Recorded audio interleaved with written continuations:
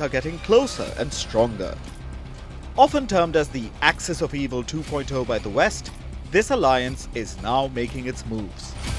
Sensing a weaker and more inwards-looking US, Russia, China and North Korea are beating the war drums. As US President Donald Trump pushes for America first, Russia, China and North Korea are flexing their muscles.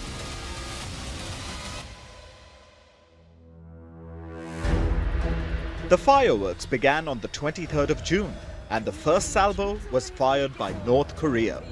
Kim Jong-un addressed his parliament. He promised his people two things: that North Korea would never give up its nuclear weapons, and second, that the American alliance with South Korea would not be tolerated. Kim Jong-un then labeled South Korea the most hostile state and a threat to North Korea. Before Washington and Seoul could respond, the second salvo was fired. North Korea unveiled its largest ever homemade warship, the Choihyun, a 5,000-ton destroyer armed with torpedoes and cruise missiles. However, the Choihyun's primary purpose is total destruction, because this destroyer can launch a nuclear warhead. Russia and China began their show. On the 28th of June, Moscow and Beijing kicked off their joint military drills.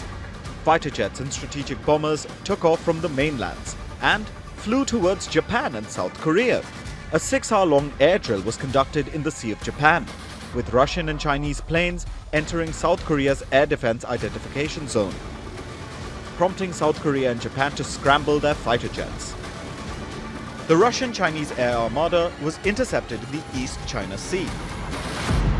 According to Japan, there were 2 Chinese H-6 nuclear-capable bombers, 2 Russian Tu-95 nuclear-capable bombers, 2 Tu-142 anti-submarine aircraft, 2 Chinese J-16 fighter jets, 1 Russian Sukhoi 30 escort fighter, and 4 Chinese J-10 jets that comprised the entire force.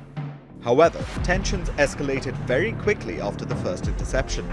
Japanese and Korean forces say a Russian and Chinese AWACS also joined the drills, which were being escorted by a large group of at least 10 fighter jets, including more Chinese J-10 and Russian Sukhoi 35. By the time the joint exercise was called off, Japan's self-defense forces estimated that at least 50 Russian and Chinese aircraft had entered the airspace over the Sea of Japan. Marking the largest ever joint drills between Moscow and Beijing, China aggressively defended the military exercise.